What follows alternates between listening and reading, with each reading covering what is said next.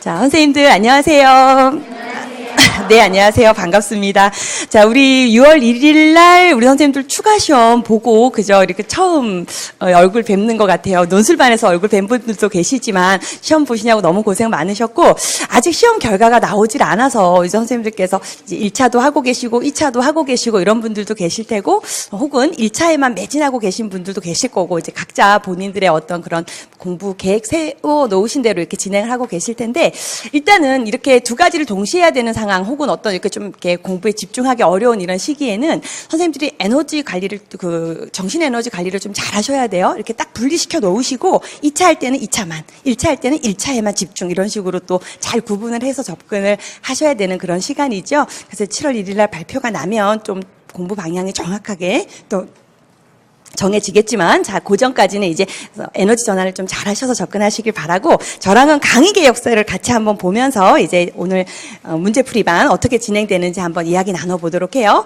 자, 일단 강의 시작은요, 9시에 시작하려고 그래요. 우리 직강 선생님들. 그래서 매주 9시부터 이제 시험이 시작되니까 9시에 이제 9시 전까지 입시를 하셔야 하고, 이제 오늘 1주차를 시작으로 총 9주차 동안 이렇게 진행되는 그런 일정이에요. 그래서 우리가 개론 강의를 7주 동안 진행했었거든요. 1, 2월에. 근데 그거를 3주에 이렇게 또 줄여가지고 정리를 하는 거죠. 그래서 오늘 이제 성격이랑 사상, 그 두 부분에 대해서 진행을 하면서 유아교육법에 대해서도 같이 이제 시험 문제가 이제 들어가 있을 테고, 그 다음에 이제 2주차 문제부터는 발달이랑 놀이가 묶여 있네요. 그죠? 이거 영역이 조금 무겁기도 하지만 선생님들이 공부를 좀 계획성 있게 하셔갖고 두 가지 영역을 동시에 한 주에 끝내도록 하고, 그 다음에 또 3주차가 부모교육이랑 교사론 이렇게 해서 진행이 되고요. 그 다음부터는 이제 신의사 예자, 5개 영역이 한 주씩 이렇게 배치가 되어갖고 진행을 하고, 마지막 주에 운영편, 우리가 운영편도 생각해보면 근 한 3주 분량, 이번에는 출시 때문에 우리가 2주 만에 했군요. 그거를 또 이렇게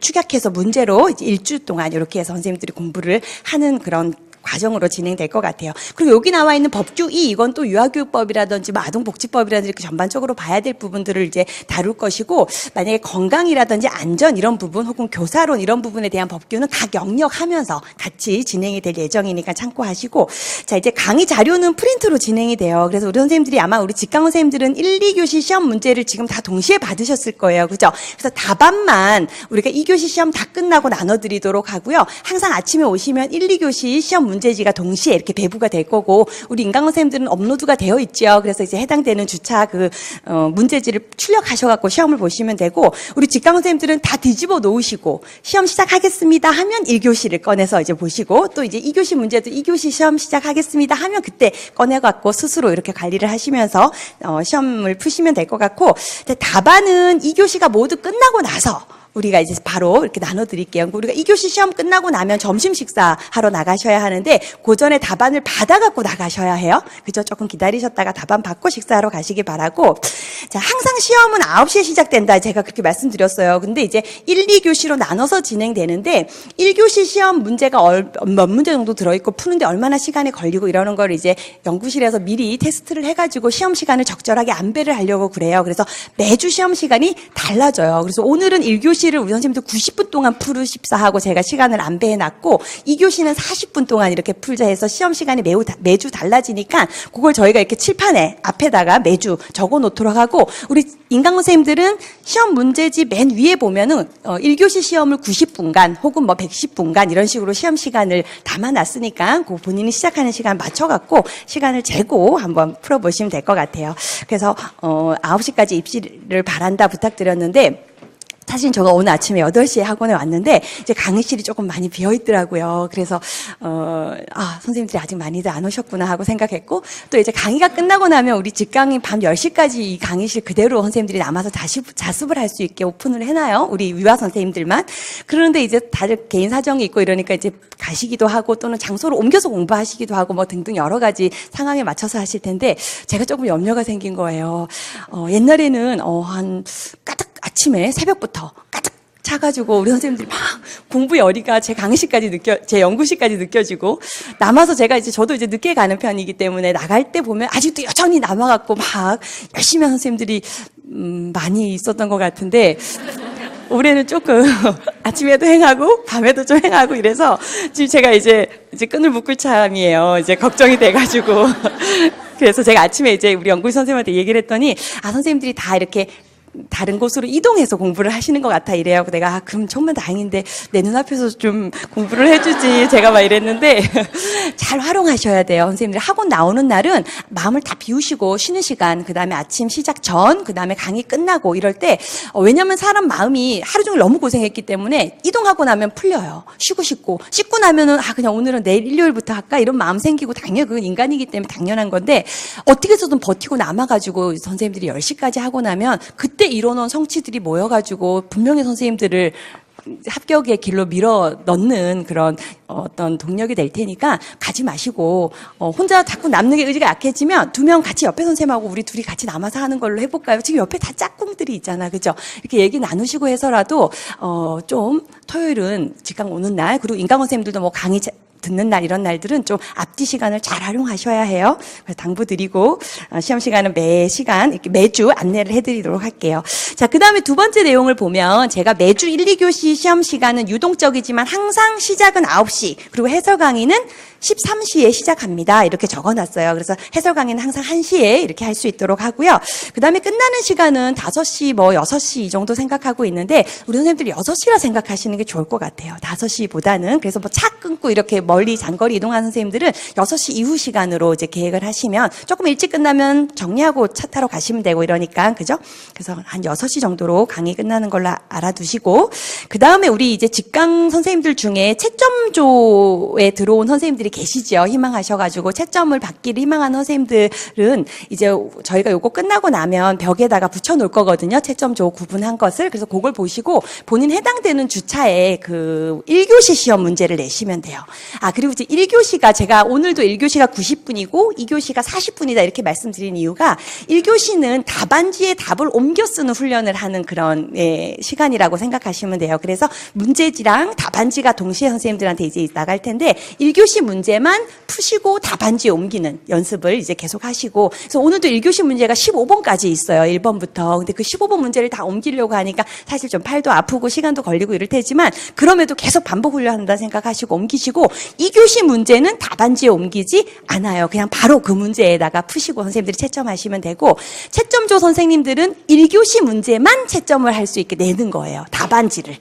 답안지를. 그래서 여기 뒤에 우리 중간 문 앞에 채점통이 있으니까 거기에다가 본인 해당되는 주차에 선생님들은 1교시 답안지를 제출을 하면 되는 거죠. 그래서 저희가 채점을 해서 다음 주차에 이제 나눠드리는 걸로 하고, 그 밑에 보면은 제가 채점 및 점수 공개 이렇게 해놨는데 1교시 답안 우리 채점조 선생님들이 낸 그것을 채점을 해서 그 점수를 내서 순위별로 이렇게 점수 공개를 해놓으려고 그래요. 그래서 이름은 공개하지 않고 그냥 1등, 예를 들면 100점 만점에 1등 98, 2등 97 이런 식으로 그 등수랑 점수만 이렇게 해서 카페에 이제 공개를 하려고 하는데, 카페에 보면은 점수 확인이라는 게시판이 있어요. 거기 안에 들어가면은 문제풀이반, 합격 다지기 문제풀이반 점수 이렇게 있고, 또 모의고사반 점수는 작년 거고 그것도 이제 내용을 지워놔야 되겠네요. 그죠? 제가 지워놓도록 하고, 그 합격 따지기 문제풀이반 차시별 점수를 보면 이제 1주차 몇 점 그 기준이 이렇게 있을 텐데, 이 점수 공개도 제가 참 고민인 거예요. 사실 크게 의미가 없어요. 그래서 제가 어제도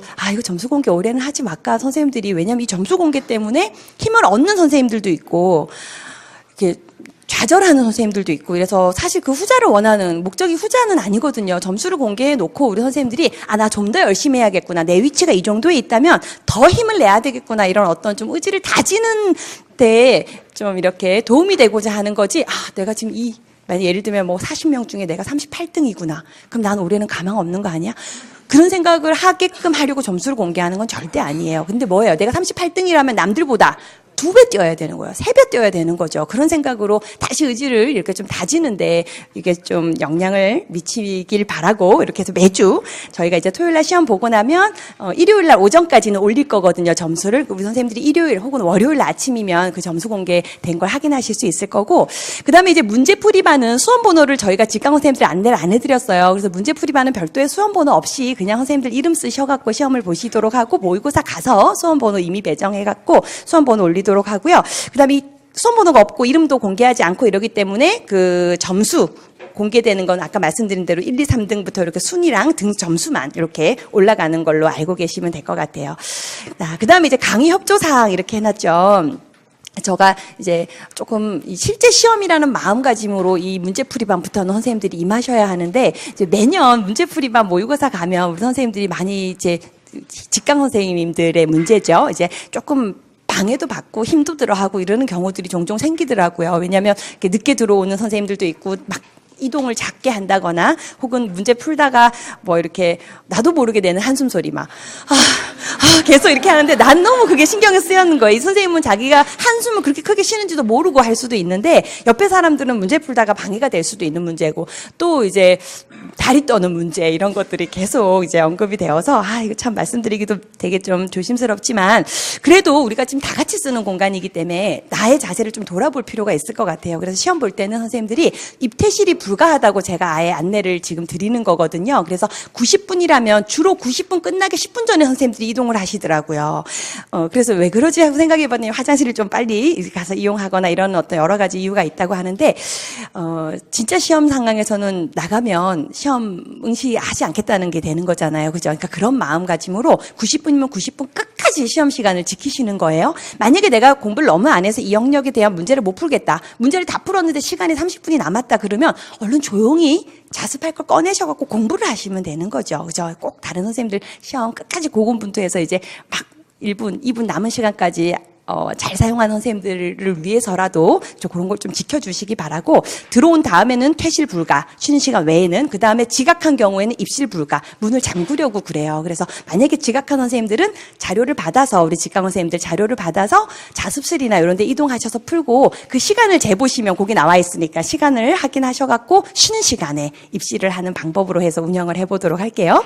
그 다음에 우리 인강 선생님들은 실제 시험 상황 같이 똑같이 만들어 놓으시고, 방문을 닫고 뭐 이런 식으로 만들어 놓으시고 시험 시간 엄격하게 지키셔서 한번 시험을 풀어보시기 바랍니다. 근데 이제 문제풀이반에서 제가 시험 시간 90분 해놓은 부분이 있죠. 근데 그거가 시간 안에 못 들어오는 경우가 상당히 많아요. 그래서 너무 걱정하지 마세요. 우리가 지금 모의고사 반에 가면 A, B형이 각각 8문제씩으로 제한되어 있고 하나의 대문항에 달려 있을 수 있는 문제가 5점이라는 점수로 나눠져 이렇게 딱 제한이 되어 있는데, 우리 이 문제풀이반은 선생님들 좀 이따 문제 보시면 알겠지만 하나의 문제에 막 6개의 소문항에 달려 있고 총점이 막 11.9점 막 이렇게 나오는 경우도 있고, 그 답안지에 옮길 때도 막 가득 차갖고 조금 곤란한 상황도 만들어지고 이래요. 왜냐하면 영역별로 아주 이제 꼼꼼하게 기본을 닫아줘야 되는 그런 이제 강의이기 때문에 그게 이제 어쩔 수 없이 그렇게 진행이 되는데, 그걸 90분 안에 내가 다 못 옮겼다 해서 너무 걱정 안 하셔도 된다는 거예요. 왜냐면 우리 어제 연구실에서 선생님들 시험 보는데 연구 선생님들도 110분 그 다음 100분 이렇게 들어오더라고요. 그런데 우리 초수 선생님들 중에 어떻게 보면 좀 문제를 좀 꼼꼼히 천천히 푸는 선생님들은 이 문제 1교시 푸는데 한 120분 정도 2시간 정도 걸릴 수도 있어요. 근데 제가 이제 계속 무한정 늘릴 수가 없어서 90분으로 이렇게 앞당겨 놨으니까 너무 시간 안에 못 풀었다고 좌절하실 필요 없고, 쉬는 시간 이용해서라도 꼼꼼히 계속 문제를 풀길 바라고, 답안 못 옮긴 경우에 옮겨갖고 제출하시기 바라고. 자, 이제 중요한 건 강의 계획은 그렇게 진행이 되고, 이제 우리가 9주 동안 공부 계획을 잘 세워서 이제 진행을 해야 되죠. 그래서 선생님들이 상반기도 열심히 하셨는데, 이 6, 7, 8은 너무나 중요한 시기예요. 이 6, 7, 8이 선생님들의 실력을 갖고 올라가느냐, 아니면 마지막 있는 어떤 이 찬스를 그저 잡지 못하느냐가 결정되는 시간이라 해도 진짜 과언이 아니죠. 그래서 이 9주 동안의 계획을 선생님들이 잘 알차게 세우셔가지고 접근을 해야 되는데, 이 문제풀이반 강의는 아까 우리 그 차시별 강의 계획을 보았지만 성격 사상을 시작으로 발달 놀이, 교사, 부모, 교육 이렇게 해서 3주 끝내고, 그 다음에 신의사, 예자 각각 한 주씩 들어가서 5주 끝내고 마지막이 운영해갖고 총 9주 과정이란 말이에요. 그럼 이 9주 동안 그 강의하는 내용만 쫓아와서는 안 된다는 거죠. 뒤에 있는 내용, 우리 9주를 반으로 나눠갖고 적어도 최소 2번은 이렇게 전체 정리를 할 수 있도록 선생님들이 이제 계획을 짜셔야 하는데, 그 위에 이제 나와 있는 뭐 치밀한 계획이 필요하다, 일주일 계획 수립 시, 그 주에 시험 볼 영역을 주 영역으로 배치하고, 그 외의 영역을 부영역으로 구분해가지고 세부로 나눠서 배치해라, 이런 말 제가 적어놨어요. 그래서 공부가 되어 있는 정도에 따라 당연히 계획은 달라질 수 있지만, 제가 가장 기본이 되는 걸 오늘 같이 좀 한번 이야기를 나눠보려고 하고, 그 다음에 이제 틀린 문제, 우리 문제풀이반에서는 맞춤 문제도 생기지만 틀린 문제도 생기죠. 그래서 그 틀린 문제에 대해서 꼼꼼하게 선생님들이 다시 정확히 알아두고 반복 이제 공부하는 시간을 가져야 하는데, 오답 노트도 이때 만들어야 되는 거죠. 이제부터는 선생님들이 오답 노트 만들 연습장 하나를 준비하셔갖고 틀린 문제를 모아놓는 그런 오답 노트를 만드시는데, 역시나 틀린 문제를 그대로 다 잘라 붙이거나 다 적는 게 아니죠. 그 문제를 떠올릴 수 있는 인출 단서를 그저 옮겨 놓는 거니까, 우리 오늘 1교시 문제 요거 해설 강의 할 때 오답 노트 만드는 거 다시 문제 보면서 하도록 이야기 나누도록 하고요. 영역별로 틀린 문제를 모아 놓는 오답 노트가 있어야 한다는 거 꼭 체크하셔갖고 인출하기 위한 용도로 하나를 만들어 두시기 바라고, 그 다음에 이제 해설서 세부 내용 암기는 매일 하루도 빠짐없이 하라고 제가 적어놨어요. 그래서 우리 선생님들이 이거 올해도 출시에도 지금 해설서 세부 내용이 많이 안 나왔는데 이렇게 얘기를 하는 경우들도 있고, 보니까 이게 다 체감 느끼는 게 다 다르죠. 어떤 선생님들은 그래도 그걸 알아야 풀 수 있게 문제들이 많이 나왔다라고 느끼는 선생님들도 있고 막 이러는데, 그러거나 말거나 나오거나 말거나 얘는 나오면 1점이라도 내가 무조건 맞춰야 되는 거기 때문에 하는 거예요. 그죠? 단 한 문제가 나오더라도 그걸 틀리면 다른 사람이랑 점수 차가 나기 때문에 세부 내용은 계속 끝까지 선생님들이 붙잡고 매일매일 반복하셔야 하고, 해설서도 매일매일 읽으셔야 해요. 근데 해설서를 읽으실 때 선생님들이 조금 의미화만 시켜 놓으시면 2차 면접이든 선생님들이 교사로서 성장하는데 되게 바탕이 되는 그런 내용들이 많이 담겨 있으니까 해설서 멀리하지 마시고 매일매일 일정 시간 그대로 읽어야 하는구나. 왜 우리 오늘 정시에도 2015 개정 유치원 교육과정이 시험 범위로 들어가 있으니까, 그죠? 그럼 계속 꾸준히 해 나가시길 바라고.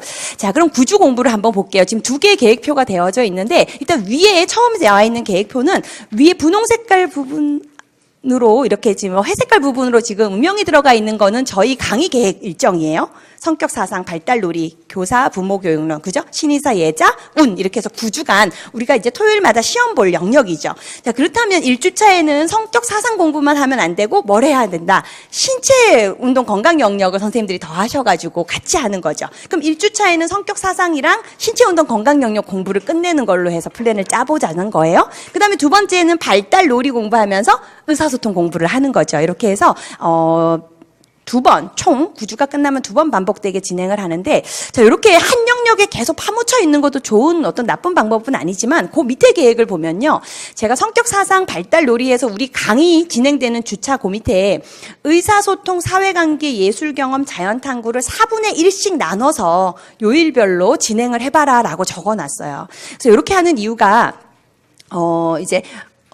이렇게 4분의 1씩 요일별로 나누면은 한 주에는 의사 예자를 다 하는 거죠. 의사 예자를 예를 들면 그 밑에 주간교육 계획표를 한번 보시면 발달과 놀이가 진행되는 주라고 한번 생각해 보세요. 우리가 토요일 날 다음 주죠. 이거 다음 주에 우리가 발달 놀이 시험을 선생님들이 봐야 하기 때문에 이제 월요일 날 발달 놀이 공부를 시작한다고 보았을 때 그 밑에 저녁에 부영역으로 우리가 들어가 있는 이 저녁 시간에는 뭘 하는 거예요?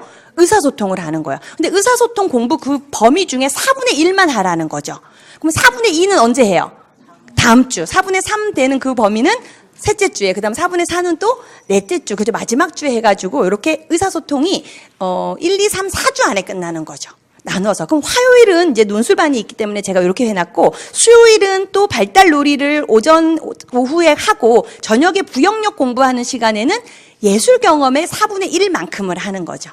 그럼 4분의 2 예술 경험은 또 다음 주 수요일 날 하게 되는 거죠. 4분의 3에 해당되는 예술 경험 영역의 그 부분은 셋째 주에 또 하게 되는 거고, 이렇게 또 나눠가지고 매주 이렇게 반복 공부를 해나가신다 생각하시고, 그 다음에 목요일도 마찬가지예요. 발달 놀이는 그대로 이제 주 영역이니까, 얘는 시험 봐야 될 영역이니까 심도 있게 아주 꼼꼼하게 공부하시고, 그 다음에 자연탐구의 4분의 1을 또 다루는 거죠. 그 다음에 금요일을 보면 발달 놀이 공부 안 해요.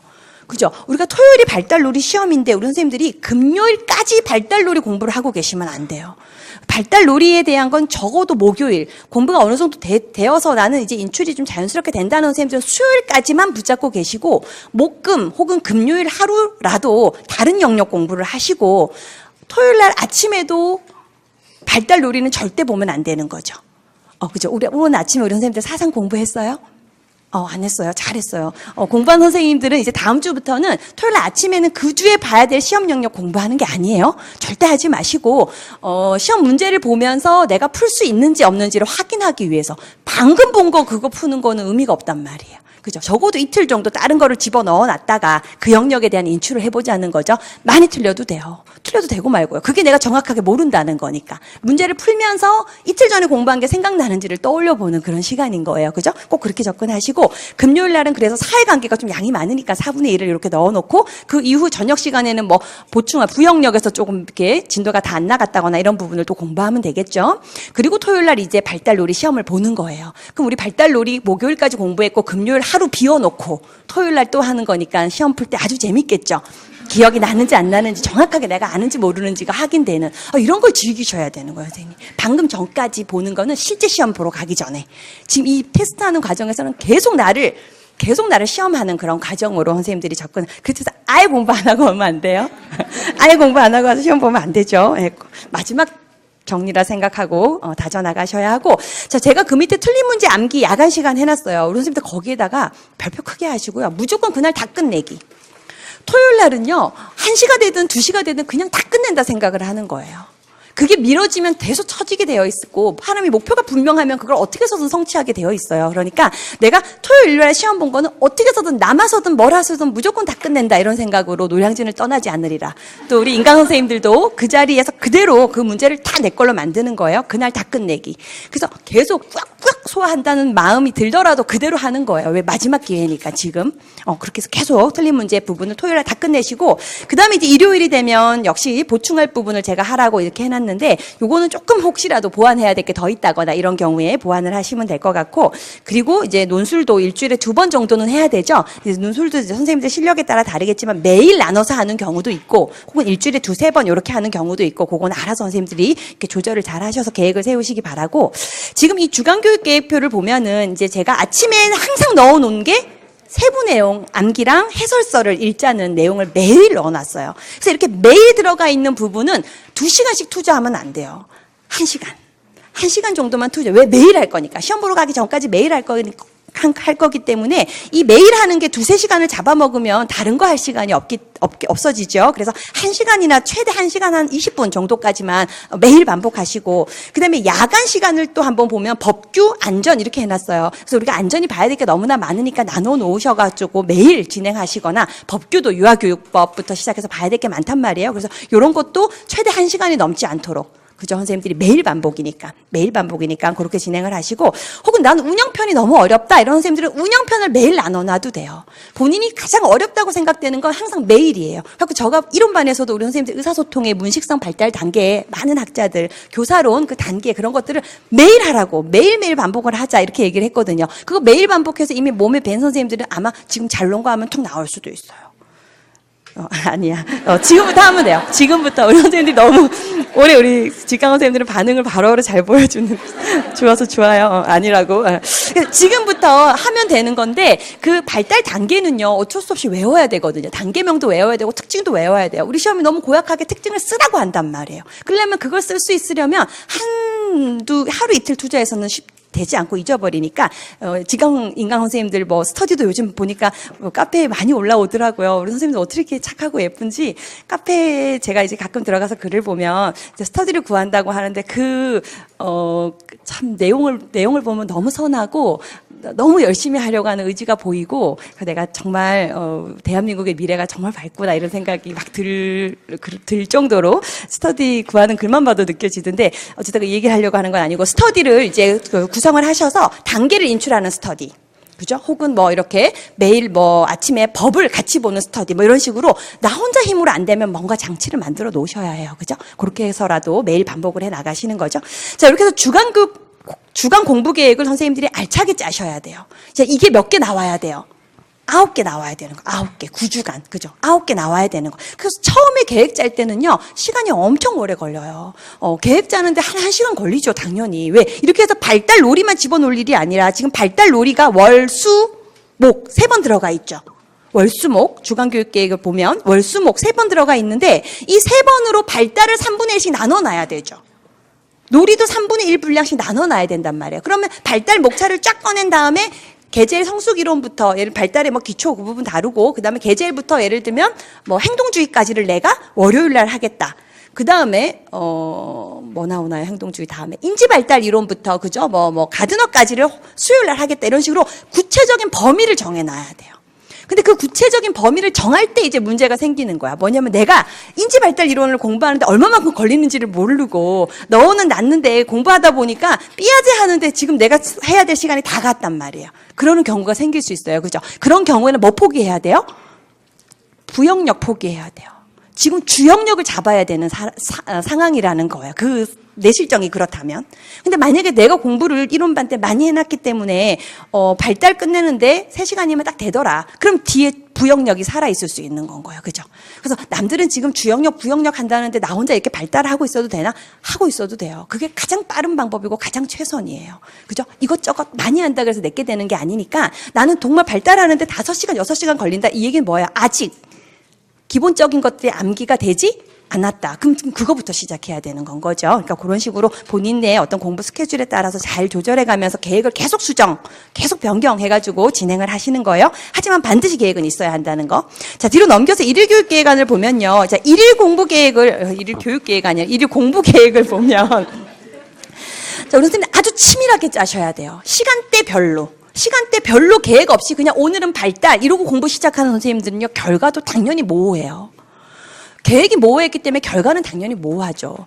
계획이 모호하게 세우고 결과가 명확하기를 바라는 건 정말 그거는 내가 똑똑하지 않아서가 아니에요. 그거는 방법이 잘못됐기 때문인 거죠. 시간대별로 아주 치밀하게 선생님들이 공부 계획을 세우시고 이동 시간, 짜투리 시간 다 쓰는 거예요. 머리 감는 시간 그냥 머리 감으면 안 된다고 제가 말씀드렸잖아요. 머리 감을 때 뭐가 나와야 되는 거예요. 머리 감으면서 가소성이 뭔지, 머리 감으면서 우리 선생님들 내가 너무 강조하려고 머리 감으면서 우리 선생님들이 공격성에 대한 정리, 뭘 할지를 항상 선생님들이 계획을 담고 계시고 지하철 이동 그냥 하시면 안 돼요. 지금 그냥 할 때가 아니에요. 지금 6월이란 말이에요. 이제는 제가 이제 상반기에는 그저 지하철 이동하면서는 조금 여유를 가질 수도 있죠. 이렇게 했는데 이젠 여유를 가질 수가 없어요. 남들 다 달리기를 시작했기 때문에 우린 더 빨리 뛰어야 돼요. 그래서 지하철 안에서는 뭐를 인출할 것인지, 걸어가면서는 국악 장단을 발로 할 것인지 뭐라도 꼭 정해 놓으셔야 돼요. 알았죠? 치밀한 계획과 분명한 계획이 정확한 어떤 확실한 결과를 가져와요. 그래서 이 시간대별 세워놓은 걸 보면 6시 반 기상인데 사실은 5시 반, 6시도 괜찮죠. 제가 이제 우리 선생님들이 이건 기준이기 때문에 이렇게 해놨는데 이렇게 되면 7시간 잠을 자는 게 되더라고요. 이 계획표대로라면. 근데 사실은 수험생이 7시간 잔다는 건 상당히 호화롭게 수험 생활을 하는 거나 다름없어요.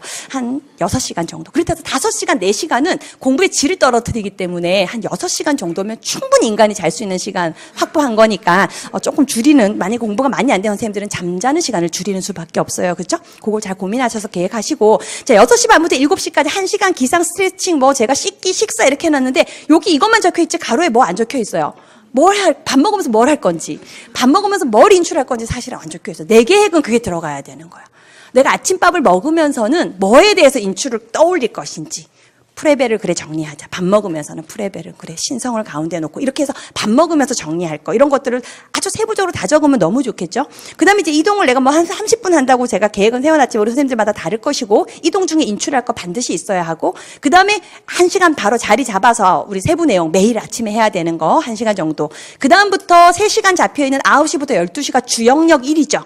주영역, 이제 선생님들이 주영역과 부영역 이렇게 나눠서 만약에 공부한다면 주영역 1 중에 발달하는데 발달 A 파트 해놨어요. 구체적으로 적어야 돼요. 어디서부터 어디까지. 그 안에도 더 구체적이면 좋아요. 예를 들면 계제를 하는데 40분, 9시부터 9시 40분. 시계를 계속 보면서 선생님들을 계속 밀어 넣으셔야 돼요. 그 시간 안에 들어갈 수 있게. 그래야 다른 생각을 안 하고 손이 다른 데 가지 않죠. 그래서 9시부터 9시 40분까지 계제이면 그 안에까지 끝내야 되니까 20분 내에 지금 내가 적어도 개별적 성숙의 원리라든지 자기 규제의 원리는 외우고 있어야 되는데, 혹은 9시 반까지는 계제를 끝내고 10분 동안은 백지 꺼내놓고 시험을 봐야 되는데 지금 내가 9시 반인데도 아직도 준비도 개념을 내가 공부하고 있다 이러면 실패한 거예요. 계속 나를 이렇게 시간 안에 넣어야 되니까 3시간 해갖고 딱 이렇게 적어 놓는 거랑 3시간을 또 나눠가지고 배치해 놓는 거랑은 결과가 당연히 달라요. 아주 치밀하게 세우시고, 그 다음에 점심 제가 1시간 반이나 드렸어요. 점심과 걷기 운동 이랬는데 이것도 공부가 많이 안 된 선생님들은 어떻게 해야 돼요? 줄여야 돼요. 30분 동안 먹으면서 간단하게 뭘 먹으면서라도 공부를 해야 되는 거죠. 결과를 바로 보고 싶다면 우리가 원하는 결과를 바로 우리가 얻고 싶다면 이 정도 노력은 해야 되는 거예요. 그죠? 그래서 좀 마음을 선생님들이 다지셔가지고 시간을 알차게 쓰셔야 돼요. 자, 그 다음에 이제 3시간 30분 동안 제가 또 주역력해서 놀이 파트 이렇게 넣어놨어요. 그 다음에 이제 저녁 또 식사 시간 스트레칭 하시고, 자, 반드시 스트레칭은 선생님들이 꼭꼭꼭 중간중간 하셔서 건강 관리를 하셔야 하고, 그 다음에 이제 또 저녁 시간에는 부역력이죠. 우리 부역력 공부하기로 한 의사소통. 자, 의사소통을 4분의 1로 만약에 나눠놨다 그러면 이것도 범위가 나온단 말이에요. 그죠? 그래서 언어의 어떤 특성, 개념부터 시작해갖고 적어도 음성 언어까지는 내가 끝내는 게 4분의 1이더라. 내가 4분의 1로 의사소통을 나눠봤더니 이만큼이 4분의 1이어야 되더라. 그러면 그거를 여기다 집어넣는 거죠. 4분의 1로 내가 공부 다 하는 게 힘들다 그러면 6분의 1도 되고 7분의 1도 돼요. 나눠서 접근하는 게 중요한 거예요. 그래서 그렇게 해서 의사소통 부분을 인출하시고, 그 다음에 이제 30분 또 집으로 이동이라고 해놨네요. 이때 또 뭘 인출할 것인지. 그리고 집에 도착해서 뭐 법규랑 안전을 만약에 본다면 또 이렇게 1시간. 그 다음에 이제 30분 동안 오늘 하루 어떻게 내가 보냈는지 점검하고 다음날 공부 계획을 또 반드시 세워 놓으셔야 돼요. 다음날 공부 계획이 노트에 딱, 6시부터 몇 시는 뭐, 7시부터 몇 시는 뭐, 이게 나와 있고 주무셔야 되는 거죠. 그죠? 그렇게 하고 또, 저는 옛날에 공부할 때 그랬어요. 아침에 눈 뜨자마자 인출할 거를 생각해 놨단 말이에요. 밤에 잘 때 내일 새벽에는 알람이 울리면 알람이 끄면서 바로 내가 인출할 거, 그래 좋아, 행동주의에 대해서 인출할 거야. 이걸 바로 나 생각해 놓고 잤거든요. 아침에 이제 눈을 뜨는 알람을 끄잖아요. 끄고 난 다음에 행동주의였지 하고 이렇게 막 머릿속에 생각을 해요. 행동주의에서는 그래 고전적 조건 형성, 조작적 조건 형성 이렇게 막 떠올려요. 떠올리는데 하나가 안 생각 안 날 때가 있어요. 더 잘 수가 없어요. 벌떡 일어나서 책상에 가갖고 눈을 비비고 책을 찾아서 이거였지 하고 하게 된단 말이에요. 그렇게 해서 하루 일과를 시작하는 것도 너무 좋으니까 우리 선생님들이 좀 아침에 일찍 일어나는 방법을 여러 가지를 생각을 하셔가지고 접근하시길 바라고, 다음날 계획 꼭 세워놓고 주무셔야 해요. 자, 그 다음에 가장 중요한 건 우리 마지막 제가 거기 셀프 테스트 하는 시간을 가져야 한다 그랬어요. 공부만 그냥 책 읽었다 그리고 내가 이거 암기했다 이렇게 하는 건 내 거 아니에요. 뭘 해야 돼요? 반드시 내게 됐는지를 확인해야 돼요. 이 확인 과정 안 거치는 선생님 우리 이제 없죠? 말로 확인하든 백지 놓고 그걸 쓰든 어떻게 해서든 그게 나와야 내 건 거지. 그냥 지금 책을 보면서 이해했고 알고 있고 이거 시험장에 가면 못 풀어요. 당연히 못 풀죠. 내가 말할 수 있어야 되고 빈 종이에 쓸 수 있어야 돼요. 그래서 반드시 백지 쓰기라든지 스피치 테스트를 통해서 하는데, 제가 책을 덮고라고 굵은 글씨 해놨어요. 봤던 자료들 다 치워놓고 시험이라는 생각으로 종이 딱 꺼내놓고 보는 거예요. 나름대로 체계를 세워가지고. 그래서 그런 과정을 계속 반복하시고, 자, 그 다음에 이 셀프 테스트 할 때 범위를 조절해라 이렇게 제가 적어놨어요. 우리 선생님들이 발달을 처음부터 끝까지 다 끝내고 나서 이제 발달 시험을 보려고 그래요. 그거 쉬운 일이 아니에요. 처음부터 끝까지 양이 이만큼인데 그걸 다 하려면 안 되죠. 그래서 어떻게 하자 했어요? 아주 작게 나눠갖고 선생님들이 테스트 하셔야 돼요. 예를 들면 계제를 하더라도 계제를 다 끝내고 백스 테스트 할 수 있는 그런 능력이 있는 사람이 있는가 하면, 아직 준비가 안 됐기 때문에 계제를 준비도 개념만 한 다음에 써봐야 되는 사람들이 있단 말이에요. 그거는 뭐가 옳고 그르다가 아니에요. 그렇게 다져나가야 결과가 나오기 때문에 내가 아직 계제를 처음부터 끝까지 다 하려고 하는데 모르겠다. 계제의 기본 관점이 뭐였더라? 기본 전제가 무엇이었더라? 준비도 개념은 무엇이었더라? 이것들을 떠올리는 그 체계를 세우는 게 어렵다 그러면 작은 거 하나 끝내고 바로 써보시고 덮고 다음 거 들어가고 이렇게 해요. 그래서 우리 계제의 첫 번째 그 발달의 원리가 뭐죠? 계제에 의해서 밝혀진 발달적 방향성의 원리. 좋아요. 그럼 그러면 이제 발달의 원리를 한번 공부해볼까? 한 다음에 발달적 방향성의 원리. 그래서 인간의 발달이라는 건 방향성을 갖고 진행된다. 이걸 썼단 말이에요. 그런 다음에 그 다음에 있는 어떤 기능적 비대칭의 원리, 이걸 들어가기 전에 우리 선생님들이 다시 뭐 해야 돼요? 준비도라 무엇인지를 또 쓰는 거예요. 계속되는 중간 과정의 앞에 거 확인. 시험 보는 거. 그걸 계속 이렇게 샌드위치 사이사이 끼워 넣는 것처럼 공부 내용을 계속 짧게 잘라가지고 이렇게 계속 집어넣으면서 반복 인출하는 과정을 꼭 거치시기 바라고, 하루를 모두에게 똑같이 주어지는 24시간이지만 어떻게 보내느냐는 그 사람이 갖고 있는 어떤 그 목표, 그걸 이루고자 하는 의지, 이런 것들에 대해서 상당히 달라질 수 있어요. 그죠? 그러니까 강한 선생님들이 좀 정신을 바탕으로 이렇게 하루하루를 알차게 잘 보내시기를 제가 정말 두 손 모아 바라면서, 제가 힘들수록 기본으로 돌아가라 그랬는데, 이번 출시 시험을 보고 우리 선생님들이 시험 유형이 달라졌니? 이렇게 여러 가지 이야기들이 있어요. 근데 그건 제가 보니까 매년 우리 선생님들이 시험 보고 오시면 시험 유형이 달라졌다고 하는 그런 느낀 거거든요. 본인이 느끼는 그게 다 다른 거죠. 근데 달라지지 않았어요. 뭐가 달라졌나요? 쓰라는 게 좀 많아졌을 뿐이고, 쓰라는 건 계속 우리 그렇게 공부해야 된다고 말을 했기 때문에 개념을 쓰시오, 이유를 쓰시오. 그거 좀, 그 양이 좀 많아진 거죠. 비형에 그게 좀 많이 들어가 있었던 거죠. 그 외에는 시험 유형이 달라지지 않았죠. 그대로니까, 여러 가지 어떤 그런 떠도는 말들에 선생님들이 귀를 이렇게, 왔다 갔다 할 지금 시간이 없어요. 그러니까, 뚝심 있게 내 공부 방법이 맞다라는 마음가짐으로 밀고 가셔야 돼요. 그랬을 때 결과가 나오는 거니까 시험 유형 달라지지 않았어요. 그대로고 공부 방법도 우리 선생님들이 기본을 다지는 방식으로 그대로 진행하시면 되는 거죠. 그래서 힘들수록 기본으로 돌아가자 이런 말을 제가 적어놨는데 꼭 선생님들 읽어보시고 기적이라는 건 그냥 일어나는 게 절대 아니라는 거예요. 남들은 그냥 1년 만에 합격 쉽게 한 것 같아 보이지만 절대 그렇지 않아요. 그 사람 밤에 잠 안 잤고 새벽에 일찍 일어났을 거예요. 반드시. 물론 앞에서는 나는 그냥 봤는데 붙었어라고 얘기할 수도 있죠. 근데 그 뒤에는 아주 피나는 그런 노력이 반드시 있었을 거니까 선생님들 좌절하지 마시고 계속 자신을 일으키시기 바랍니다. 자, 이렇게 해서 이제 오늘 할 게 많네요. 우리 선생님들 공부 계획을 이제 9주간을 다 세워 놓으셔야 되고 미리 세우고 온 선생님들도 당연히 있겠지만 아직 공부 계획을 이렇게 치밀하게 세워야 된다 생각 못하는 선생님들은 반드시 공부 계획을 세우고 방향을 잡아갖고 진행을 해 나가셔야 한다는 거 체크를 꼭 알아두시기 바라고. 사설이 좀 길어졌습니다. 이렇게 여기까지 하고 OT 강의 끝내도록 하고요.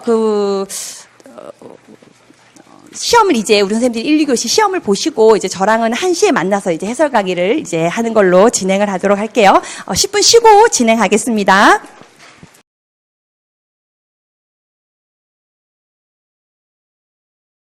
자, 선생님들 우리 이제 1주차 그 해설 강의 한번 시작해 보겠습니다. 시험 보시냐고 고생 많으셨고, 우리 그 답이 하나 잘못된 게 있어갖고, 그거 먼저 안내하고, 그리고 이제 강의 시작할게요.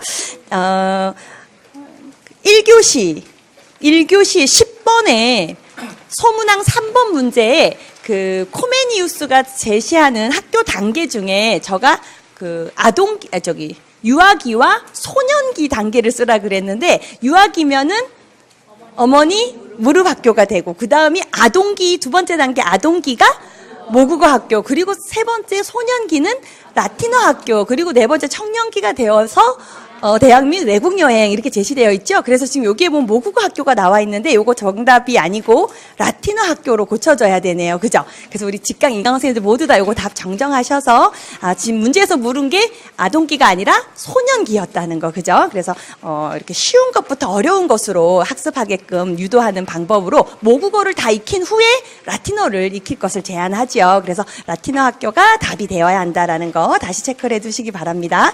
자, 그렇다면 이제 1교시 문제를 한번 같이 펼쳐볼게요. 자, 우리 선생님들 축구로 생각하면 이제 후반전이 시작된 거고, 우리 이제 뭐 상반기, 하반기 이렇게 나누는데, 후반전이 이제 카운트다운이 이제 시작이 되었어요. 그래서, 작년에 우리나라가 어디랑 축구를 했는데, 강국이었는데, 독일이었나요? 아무튼 이제 축구를 하는데 밤에 그 강의 전전날인가 그랬던 것 같아요. 밤에 또 다른 팀하고 축구를 하다가 우리 남편이 그게 새벽 경기였던 것 같은데 본다고 그래가지고 여보 그 너무 늦은 시간에 보는 거가 좀 안 된다. 항상 제가 그런 잠자는 시간 이런 걸 자꾸 통제를 하면 안 되는데 저도 모르게 자꾸 통제를 하게 돼서 여보 그 시간에 나오는 건 보기 힘들지 뭐 이런 얘기를 하다가 지금 연결이 안 되는데 어찌됐건 후반전에 우리가 지고 있다가, 전반전에 우리가 지고 있다가, 역전을 했어요. 근데 우리 남편이 보기 전에 그러는 거예요. 그 후반전은 역전하라고 있는 거라고. 근데 실제로 진짜 우리나라가 그 강국을 내가 역전도 그 상대를 봐가면서 해야지 내가 너무 잘하는 거 아니야? 너무 잘하는 나라 아니야? 이제 이랬는데, 진짜 독일이라는 강국이랑, 축구 강국이랑, 시합을 해서 이제 역전을 해가지고 이긴 그런 결과를 만들어낸 적이 작년에 있었던 것 같아요. 우리 선생님들이 그래서 그래, 역시나 후반전에 역전하라고 있다는 말이 맞아, 이랬는데, 우리 선생님들 지금 5개월 남은 시기 충분히 도약할 수 있으니까 뭐만 하지 않는다면, 심리적으로 위축되지만 않는다면 충분히 기회는 있는 거예요. 시간이 부족하진 않아요. 5개월. 그러니까 마음 단단히 하셔가지고 같이 한번 들어가 보도록 할게요.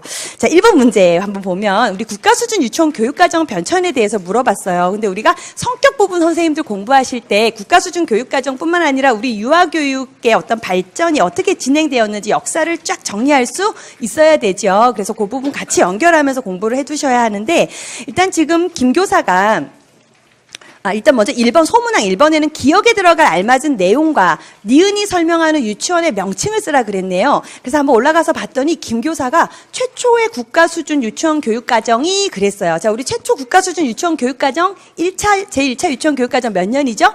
1969년. 그렇죠. 69년. 자, 이 교육과정이 1949년 기억이 제정되고서도 20년이 지나서 공포됐다 하는 거 보니까 1949년에는 교육법이 제정이 되었죠. 그렇죠? 그래서 교육법, 우리나라 최초의 교육 관련 법규예요. 그죠? 교육 관련 법규 최초로 제정이 된 교육법. 이 안에 아주 기본적인 유치원에 관한 사항이 담겨 있었지만 담겨 있었고 1952년에 교육법 시행령이 그죠? 또 제정되면서 이 안에 담겨 있는 내용을 보면 원화수, 그다음 설립 인가 기준이라든지 혹은 보육 과목이나 보육 일수 이런 것들이 들어가 있었다 그랬어요. 그죠? 이렇게 해서 어떤 유치원과 관련된 아주 기본적인 내용을 담아는 놓았지만 어떤 정부 차원의 지도 감독이 있지는 않았다. 이런 얘기를 우리가 공부를 했었고, 자, 이 교육법이 제정되면서 우리 유치원의 입학 연령이 명시가 되었어요. 만 4세부터 이렇게 들어가 초등학교 취학 전까지 이렇게 되어 있었죠. 그래서 이 교육법 제정되면서 만 4세로 들어갔던 것이 언제까지? 1991년 교육법이 개정될 때까지 우리 유치원의 입학 연령은 만 4세에서부터 취학 전까지였단 말이에요. 근데 91년에 입학 연령이 만 3세로 하향 조정되면서 만 3세부터 취학 전까지 어린이 이렇게 되면서 이제 입학이 우리가 만 3세부터 만 5세까지 이렇게 해석을 하고 있는 거죠. 그래서 그거 같이 연결해서 알아두시고, 지금 기억에 들어갈 말은 교육법이네요. 교육법. 자, 이 교육법 1997년에 뭐로 바뀌어요? 교육기본법으로. 그죠? 교육기본법으로. 교육기본법이 제정되면서 교육법이 폐지되는 거죠. 우리 1997년에 뭐가 만들어지는 해예요? 초중등 교육법이 만들어지는 해. 그때 초중등 교육법이 만들어지면서 교육기본법도 제정이 되고 그 이전에 사용됐던 교육법은 폐지되고, 그죠? 그것도 같이 연결해서 알아두시면서, 자, 94년에 제정됐다 했으니까 교육법이 되네요. 자, 그럼 니은 봤더니 우리나라에서 현존하는 최고 오래된 유치원이 1914년에 설립됐다. 이 유치원 이름이 뭐냐 물어봤어요. 뭐죠? 1914년? 이화유치원. 그죠? 우리 미국 선교사 브라운리가 설립한 이화유치원이 되는 거죠. 물론 우리 1897년 부산 유치원이 최초의 유치원이라고 보는 그런 책들도 있지만, 우리 요거 뭐예요? 일본인 자녀를 대상으로 하고 있는, 그죠? 유치원이라는 거. 1897년 부산 유치원은 일본인 자녀를 위한 유치원이었죠. 자, 그리고 1913년 경성 유치원. 자, 이거 한국인 자녀를 위한 유치원이에요. 그죠? 근데 이 1913년 이 경성 유치원과 그다음 1914년 이화 유치원, 1915년 정신 유치원, 그다음 1916년 중앙 유치원, 1917년 배화 유치원. 자, 이들과 1913년 경성 유치원의 차이점은 뭐예요? 그렇죠. 1913년 경성 유치원은 고위층, 특수층 자녀들만을 위한 유치원이었으면서 더 교육하고자 했던 내용은 일본 동화 교육이었어요. 그죠? 그런데 지금 우리 시험에 나온 이 이화 유치원, 그 이후에 있는 정신유치원, 중앙유치원, 배화유치원, 이 모든 유치원들은 다 민족 정신을 전달하고자, 물론 선교의 목적이 더 컸죠. 선교와 그다음 민족 정신의 어떤 강화, 이런 목적을 갖고 있는 한국 서민층 자제가 다닐 수 있는 유치원이었다는 거죠. 그래서 그것 좀 구분해 놓으시면서, 자, 시험에서는 1914년 이화 유치원을 물어보았어요. 한국 서민층 자녀를 위한 그런 어떤 본격적인 유아교육이 시작됐다라고 볼 수 있는 거죠. 자, 그러면서 우리 이번에 디귿과 관련하여 아래 ABC에 들어갈 말을 쓰래요. 자, 디귿은 지금 제2차 유치원 교육과정을 물었어요. 자, 우리 제2차 유치원 교육과정은 몇 년에 개정 고시됐다 그러죠? 1979년, 그죠? 1차가 고시되고도 10년이 지난 후에, 그죠? 고시가 되었죠. 자, 그러면서 박스 읽어볼게요. 지식 구조의 이해, 기본 개념의 파악, 탐구 방법 등을 강조하는 비중심 교육과정의 성격을 띄었다. 자, 우리 이렇게 지식의 구조라든지 아니면 핵심 개념, 그리고 이것을 스스로 발견, 탐구할 수 있는 그런 방법으로 접근하는 교육과정, 학문 중심 교육과정이죠. 그죠? 학문 중심 교육과정의 성격을 강하게 띠고 있다 그러죠. 자, 그러면서 또한 1970년부터 C 발달을 강조하는 세계적인 추세에 맞추어서 자, 밑에 봤더니 논리수학적 개념이나 표상 능력 같은 그런 용어들이 사용되기 시작했다 그래요. 그죠? 자, 이런 내용을 첨가해서 C 발달을 강조했다. 무슨 발달? 인지 발달 강조했다. 이 말인 거죠. 인지 발달. 그래서 우리 브루너와 피아제의 영향을 받아서 2차 유치원 교육과정은 이 학문 중심 교육과정의 성격을 띠었다라는 거 알아두자고 했죠. 체크를 꼭 해두시고. 자, 그렇다면 1차 유치원 교육과정은요. 주의에, 그죠? 진보주의, 교육사상에 영향을 받은 교육과정이에요. 그러다 보니까, 행하면서 배운다. 그래서 활동 중심, 경험 중심, 그죠? 흥미 중심, 이런 어떤 유아들의 생활 중심, 이런 것을 지향하는 성격이 강했죠. 그래서 1차 유치원 교육과정 하면 주의의 진보주의 교육사상, 그래서 경험 중심 교육과정에 영향을 받았다. 자, 2차 유치원 교육과정 오면서 학문 중심 교육과정에 영향을 받았다. 자, 3차 유치원 교육과정은 특정 이론이라든지 단일 사조의 탈피해서 벗어나서 종합적으로, 그죠? 종합적으로 개인이나 국가, 사회의 어떤 그런 통합적인 접근을 하고자 한 그런 교육과정이다. 그래서 3차부터 지금까지는 우리가 생활 중심, 학문 중심, 모두 다 취하고 있단 말이에요. 인간 중심, 이런 모든 어떤 교육과정의 영향을 다 골고루 통합적으로 접근을 하고 있다라고 알아둬야 되죠. 자, 그래서 2차의 특징을 물어보았어요. 자, 그 다음에 3번 리을의 내용을 참고하여 미음의 가로에 들어갈 말을 쓰시오 그랬어요. 자, 리을 한번 봤더니 자, 같은 시기에 우리가 2차가 개정된 게 지금 1979년인데 이 시기 초등 교육과정은 2회 개정을 벌써 했단 말이에요. 그런데 우리는 한 번도 개정하지 않고 계속 1차 교육과정으로 운영을 해왔는 걸 보니까 당시 문교부에서, 우리 문교부, 지금 교육부의 전신이죠. 예, 문교부에서는 이런 각급 학교 교육과정 간의 연계성 있는 교육은 생각하지 못했던 것 같아요. 라고 말을 해요. 그러니까 우리 김 교사가, 그러네요. 3차 유치원 교육과정에 이르러서야 가로했지요. 이런 식으로 얘기를 해야 되는 거죠. 뭐야? 3차 교육과정부터 처음으로 초, 중등 교육과정과 함께 상호 연계성 속에서 개정 고시 되었지요 라고 써줘야 되는 거죠. 그래서 우리가 3차의 특징은 여러 가지가 있어요. 중요한 특징들을 알아둬야 되는 거죠. 우리가 3차 유치원 교육과정부터 연간 수업 일수가 200일에서 200일 이상에서 180일 이상으로, 그죠? 축소 조정된 거, 유아들의 발달을 고려하여 200일 이상이 너무 아이들에게 버겁다라는 어떤 평가로 180일 이상으로 축소 조정됐어요. 그 3차 이후 지금까지 180일 이상을 우리가 계속, 그죠? 기준으로 삼고 있는 거죠. 그 다음 두 번째가 지금 이 초중등 교육과정과 함께 상호 연계성 속에서 이렇게 개정 고시됐다는 거 큰 의미가 있는 거죠. 물론 이제 각급 학교 간의 어떤 연계성을 고려하겠다는 그런, 의도도 있었지만 일단 2차 유치원 교육과정, 그 다음 초중등은 3차죠. 이 교육과정이 그죠. 유신 정책의 의지를 너무 많이 담고 있었기 때문에 이제 새로운 제5공화국이 들어오면서 그 유신 정권의 어떤 의지를 모두 제거하기 위해서는 그죠. 모든 교육과정이 개정될 수밖에 없었죠. 그러니까 정권 교체와 함께 이렇게 개정됐다라는 배경이 있지만 지금 이 시험에서는 각급 학교들 간의 연계성 있는 교육을 생각하지 못했다라고 했으니까 그것의 연계성을 고려한 그 함께 동시에 개정이 되었다라는 내용이 답이 돼야 되죠. 자, 그리고 또 어떤 전문 교육기관인 한국교육개발원에 그죠 위탁을 해서 만들어진 교육과정이었고, 그 다음에 또 3차 특징 우리 알아둬야 될 거 있나요? 평가에 대한 지침이 마련되었다는 거 처음으로 마련되었고, 그 다음에 우리 교사용 지도서가 2차에 그죠 만들어진다라고 했지만 실질적으로 2년 만에 교육과정이 바뀌는 바람에 3차에서 보급되었다는 거, 그것도 체크해 두면 되겠네요. 자, 그래서 우리 3차 유치원 교육과정 좀 특징적인 거 알아두시고, 자, 4번 연결해서 같이 답이 되겠네요. 비읍의 변화 내용과 시옷의 이유를 각각 쓰라 그랬어요. 자, 비읍을 봤더니 유치원 연간 수업 교육 일수를 말하네요. 3차 유치원 교육과정이 시행되면서 바뀌었잖아요. 자, 여기서 핵심 기존의 200일, 이상이었던 교육 일수를 180일 이상으로 축소 조정하였다라고 써줘야 되는 거죠. 자, 그 다음에 시옷. 5차 유치원 교육과정이 개정 고시되면서 수준별 교육과정이 시행되었어요. 자, 수준별 교육과정 중요하죠. 그리고 5차부터 수준별 교육과정이 시행되었다 이러는데, 자, 그렇다면 지금 현재는요, 우리는 연령별 교육과정, 우리는 수준별 교육과정이 아니죠. 연령별 교육과정을 하고 있어요. 그럼 이 수준별 교육과정 언제까지 운영된 거예요? 이 5차 유치원 교육과정, 6차 유치원 교육과정, 2007 개정 유치원 교육과정, 그죠? 그러다가 5세 누리과정이 만들어지면서 어쩔 수 없이 연령별로 이제 들어가는 과도기적인 또 성격을 띄었을 거고, 그 이후 2012년 개정 고시된 만 3, 4, 5세 연령별 누리과정부터는 이제 연령별 교육과정으로 들어가는 거죠. 자, 그러면서 이 수준별 교육과정이 시행됐다. 5차부터 이 말을 해요. 자, 그러면서 그 이유를 쓰래요. 우리 이 이유는 반드시 뭐가 담겨야 돼요?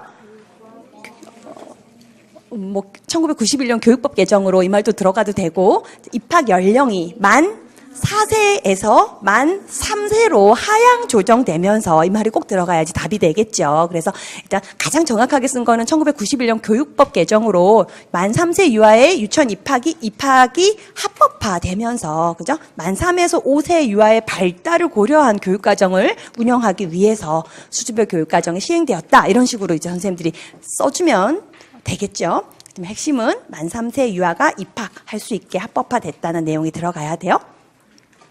자, 우리 5차 유치원 교육과정도 선생님들이 좀 특징적인 거 잡아둬야 돼요. 우리 5차 유치원 교육과정은 지금 말한 것처럼 수준별 교육과정을 시행한 아주 가장 두드러진 특징이 있고, 그 다음 두 번째, 그렇죠. 지방자치와 함께 교육과정의 어떤 결정 권한이 시도교육청 그리고 유치원, 단위 유치원까지 이렇게 옮겨지게 된 최초 교육과정이 되는 거죠. 그래서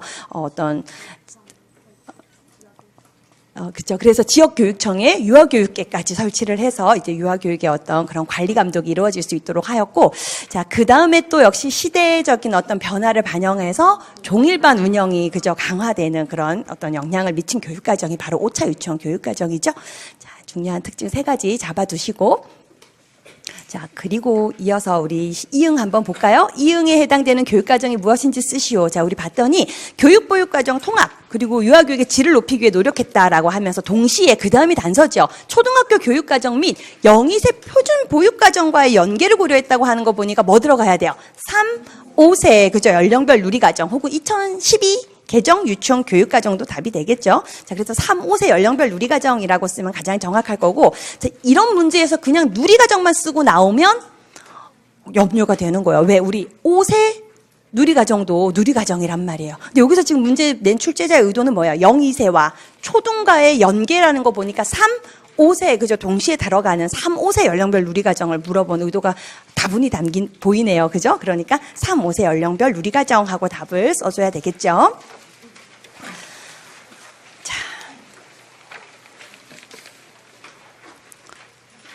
자, 그럼 우리 이제 2번 문제 한번 같이 볼게요. 자, 다음은 아동의 권리와 관련한 내용이다. 물음에 답하시오. 자, 1번에 가에 해당되는 문서의 명칭을 쓰고 아래 A, B에 들어갈 말을 순서대로 쓰시오. 그랬어요.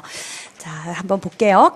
이 문서는 1989년 UN 총회에서 만장일치로 채택된 범세계적이며 가장 대표적인 어린이 인권 협약 다 나와 있네요. 인권 협약 뭐예요, 이거? 아동 권리 협약이 되는 거죠. 아동 권리 협약.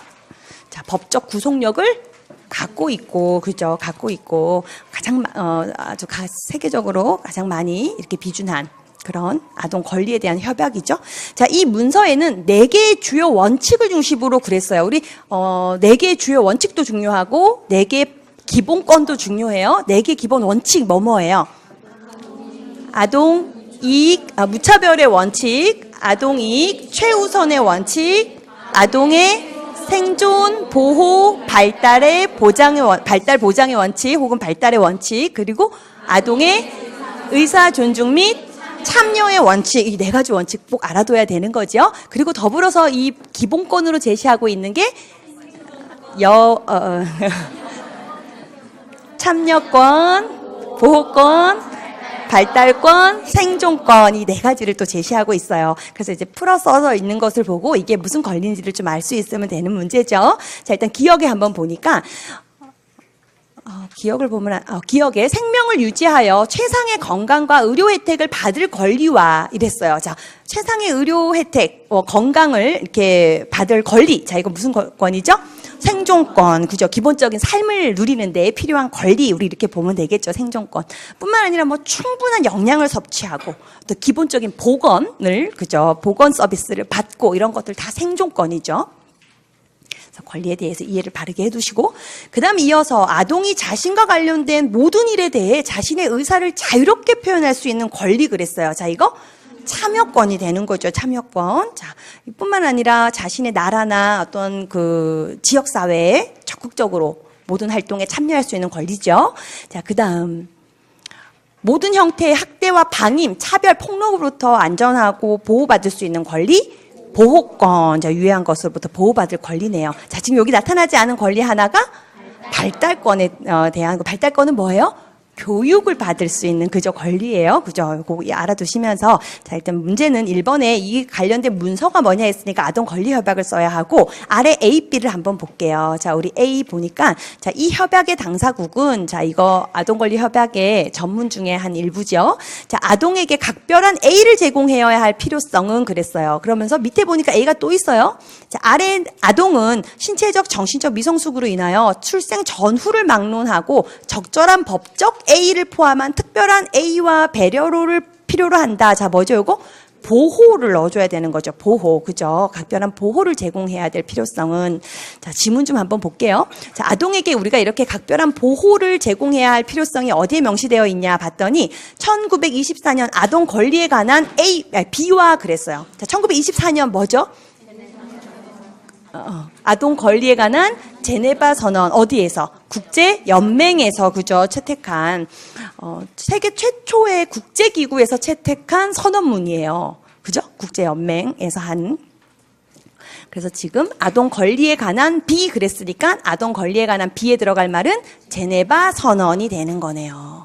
자, 그러면서 1959년 유엔 총회에서 자, 이 총회에 의하여 채택된 아동 권리 선언에 명시되어 있다 그랬어요. 자, 이 아동 권리 선언은 유엔 그저 국제연합에서 채택한 것으로 법적 구속력은 없는 그런 아동 권리에 관한 선언이 되는 거죠. 자, 그리고 세계 인권 선언 나왔네요. 세계 인권 선언도 역시 법적 구속력은 없지만 그저 전 세계에 많은 영향력을 미치고 있는 그런 인권에 대한 선언이라 볼 수 있는 거죠. 자, 1948년 유엔에서 채택한 인권에 관한 선언이 되는 거죠. 법적 구속력은 없지만 인간의 권리에 대해서 담아놨다. 자, 그다음 그 옆에 보니까 시민적, 정치적 권리에 관한 국제규약과 그 밑에 경제적, 사회적, 문화적 권리에 관한 국제협약. 자, 이거 두 가지 묶어서 우리 이거 뭐예요? 국제인권규약이죠. 이거 국제인권규약에 대한 거죠. 그래서 지금 우리가 국제인권규약, 국제인권조약이라고 하는 거, 이거 두 가지 같은 거죠. 이거 1966년에 유엔에서 채택한 그 인권에 대한 국제협약인데, 이거 법적 구속력이 있죠. 예, 있어요. 그런데 A 규약과 B 규약으로 나눠져 있다. 우리 이렇게 공부까지 했는데, 여기서 말하는 이 A 규약이 지금 경제적, 사회적, 문화적 권리에 관한 규약이 되는 거고, 시민적, 정치적 권리에 관한 규약이 B 규약이 되는 거예요.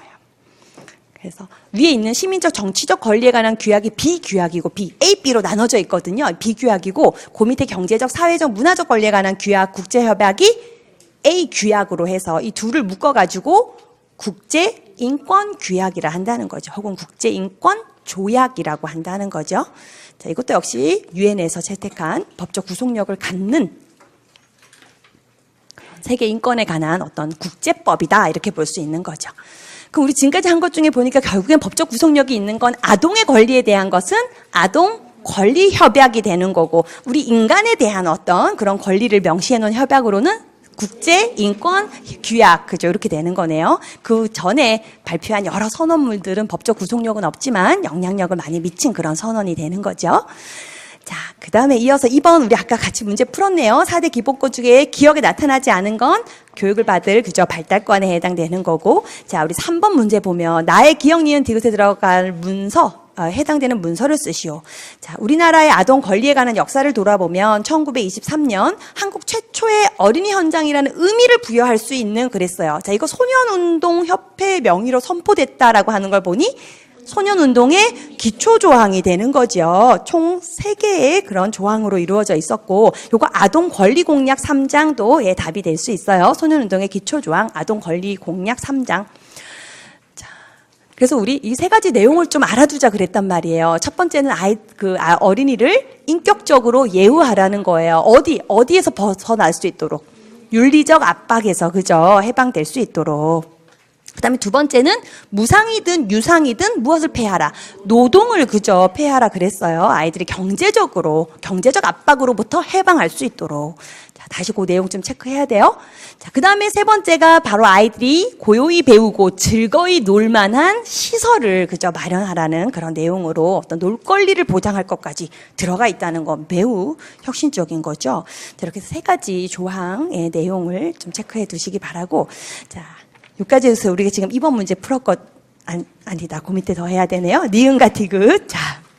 그리고 나서 1957년 한국동아작가협의회에서 성문화해서 보건사회부, 우리 보건복지부 전신이죠. 이 보건사회부에서 제정 공포한 니은을 자, 1988년에 다시 한번 개정하면서 아동 권리를 보장하였다 그랬어요. 자, 니은에 들어갈 말이 어린이 헌장이 되는 거죠. 대한민국 어린이 헌장도 당연히 답이 되고요. 자, 그러면서 이제 2016년 28년 만에 2016년 보건복지부에서는 또다시 한번 아동 권리에 대한 어떤 그런 선언을 하죠. 그래서 충격적인 아동학대 사건이 잇따르고 있는 우리 사회의 심각한 아동 권리 침해 문제를 인식하면서 더 안전하고 건강하게 성장할 수 있도록 아동을 위한 이 문서를 선포했다. 자, 이 문서 아동 권리 헌장이 되는 거죠. 좋아요.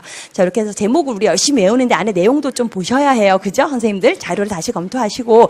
자, 여기까지 우리가 한번 이제 문제 푼 걸 다시 생각해 보면 선생님들께서 이제 보조 자료로 제가 교재 이렇게 담아놓고 자료 우리 프린트물 이론반에서 바른 거 이런 거 담아놨는데 시험 보는 날은 그 영역을 좀 갖고 오면 좋죠. 그래서 이제 어떤 부분인지를 체크를 하시면서 선생님들 공부에 좀 이렇게 바탕이 되면 좋겠고. 자, 여기까지 한 다음에 이제 오답 노트 우리 만들 때 한번 생각해 보면 오답 노트 이제 선생님들이 한 권을 준비하셔서 기출문제 때부터 있는 선생님들은 거기에 계속 추가시켜 나가면 되는 거고, 노트 한 권을 준비해서 이제 옆에 영역별로 만들어야 되거든요. 인덱스 라벨을 붙이는 거예요. 그래서 이제 첫 번째 뭐 성격 부분, 사상 부분, 발달 놀이 이런 식으로 붙여서 자, 이 지금 1, 2번 문제 중에서 내가 만약에 2차 유치원 교육과정을 만약에 틀렸다. 아까 시험 문제 나온 거 틀렸다. 근데 여기에서 학문 중심 교육과정인 걸 내가 만약에 몰랐다 그랬어요. 그럼 이 문제를 떠올리기 위해서 선생님들이 이 오답 노트에 첫 번째 장에 이런 식으로 만약에 노트가 이렇게 있으면 이 옆에 이렇게 뭐 인덱스 라벨이 붙어 있겠죠. 그 중에서 이제 성격 부분이에요. 지금 그죠? 성격 부분에 내가 틀린 문제를 적는 거예요. 근데 이 문제를 다 그대로 옮기는 게 아니라 여기에 제 2차 유치원 교육과정을 적고 그 다음 학문을 적는 거예요. 학문. 이것만 적어놓고 이제 이게 뭐였는지를 생각하는 건 이제 선생님들이 몫인 거죠. 여기다 다 옮기면 안 되고. 근데 이걸 학문으로 단어를 선택하든 아니면 예를 들면 학문을 내가 맞추고 싶다면 그렇죠. 지식의 구조, 탐구 방법을 강조하는 교육과정의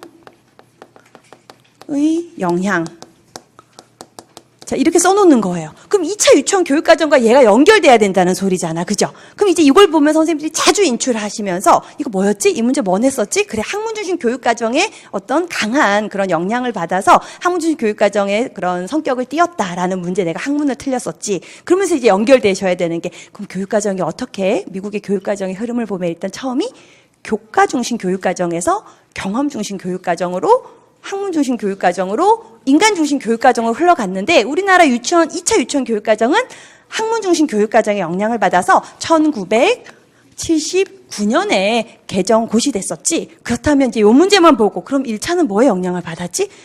다 연결해가지고 선생님들이 떠올리는 거야. 그러니까 떠올리기 위한 단서인 거죠. 그래서 선생님들 이거 보면서 참 뭐야 그럼 결국엔 또 영역별로 다 정리하라는 것밖에 안 되네. 그거예요. 다 영역별로 다시 정리하는 거죠. 그러면서 이 문제와 함께 인지도 물어봤었어. 인지를 강조했었어. 그죠? 이렇게 떠올리시는 거예요. 그래서 뭐 여기에 밑에다 더 하나를 더 적어 놓는 거죠. 예를 들면 그죠. 표상 능력을 내가 만약에 또 적어놨어요. 이거 선생님들 나름대로 체계를 잡아갖고, 이제 2차 유치원 교육과정을 떠올리기 위해서 밑에 이거 2개 적어놨던 표상 능력은 뭐지 하면 안 되고, 그렇지. 논리수학적 개념이라든지 표상 능력과 같은 어떤 용어를 구체적으로 쓰면서 인지 발달을 아주 강조한 교육과정이었지? 이렇게 해서 떠올리는 용도인 거죠. 그래서 문제를 잘라 붙이거나 문제를 다 옮길 시간은 없고, 가장 최소한의 단서만 담아놓고 자주 보시면서 선생님들이 계속 문제를 생각하는 거죠. 그래서 관련 지을 수 있는 건 다 관련 지어 보는 거. 그래서 우리 공부 잘하고 열심히 하는 선생님들이 모여가지고 스터디를 하는데 서로 키워드만 주면 그거와 관련된 걸 다 쓰는 그런 스터디를 했대요. 그래서 내가 오늘 준비한 키워드는 삐아제예요. 그럼 삐아제를 주면 그 사람은 백지 종이에다 삐아제와 관련된 거 다 해야 되는 거. 근데 너무 많죠. 의사소통에도 있고 삐아제는 과학에도 있고 발달에도 있고 너무 많으니까 조금 영역을 좁혀가지고 제 2차 유치원 교육과정을 하나를 주면 그 사람은 2차 유치원 교육과정과 관련돼서 인출할 수 있는 건 다 인출하는. 그러고 나서 내가 한 답이랑 체크해갖고 또 맞춰보고 이러는 과정으로